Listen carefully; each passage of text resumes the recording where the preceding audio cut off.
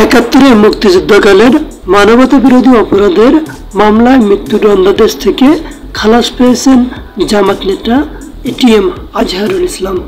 দণ্ডাদেশের বিরুদ্ধে আজহারের করা আপিল সর্বসম্মতিতে মঞ্জুর করেছে আপিল বিভাগ। বুধবার 27 মে প্রধান বিচারপতি সৈয়দ রেফাত আহমেদের নেতৃত্বাধীন 7 সদস্যের বেঞ্চে এ রায় দেয় আপিল বিভাগ।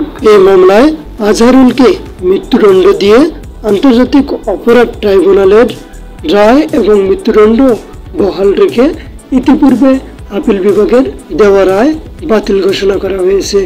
অন্য কোনো মামলা না থাকলে আজহারুলকে অবিলম্বে মুক্তি দিতে বলা হয়েছে।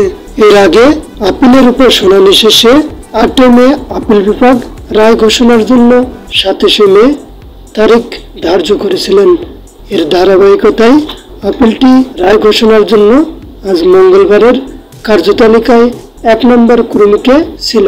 আসন গ্রহণের পর সকাল 9:55 দিকে এই রায় ঘোষণা করেন আদালত। মুক্তিযুদ্ধের সময় মানবতা বিরোধী অপরাধের মামলায় 2014 সালের 30 ডিসেম্বর আন্তর্জাতিক অপরাধ ট্রাইব্যুনাল আজহারুলকে মৃত্যুদণ্ড দিয়ে রায় দেন। দণ্ডাদেশের বিরুদ্ধে 2015 সালের 28 জানুয়ারি আপিল করেন আজহার। এই আপিলের শুনানি শেষে 2019 সালের 30 অক্টোবর আপিল বিভাগ রায় দেন। 2020 সালের 15 মার্চ আপিল বিভাগের পূর্ণাঙ্গ রায় প্রকাশিত হয়।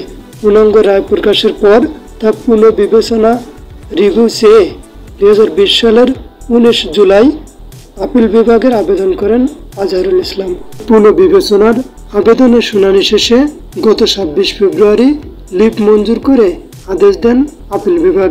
পাশাপাশি 2 সপ্তাহের মধ্যে আপিলের সংক্ষিপ্ত সার জমা দিতে বলা হয়। পরে আপিলের সংক্ষিপ্ত সার জমা দেওয়া হয়। এই আপিলের শুনানি শেষে আজ রায় দিলেন আপিল বিভাগ। মানবতা বিরোধী অপরাধের অভিযোগে 2012 সালের 22 আগস্ট মগবাজারের বাসা থেকে আজহারুল ইসলামকে গ্রেপ্তার করা হয়েছিল। আজহার কারাগারে আছেন। আদালতে আপিলকারী পক্ষে আইনজীবী মোহাম্মদ শিশির মনির শুনানি করেন। সঙ্গে ছিলেন আইনজীবী সৈয়দ মোহাম্মদ রায়হান উদ্দিন।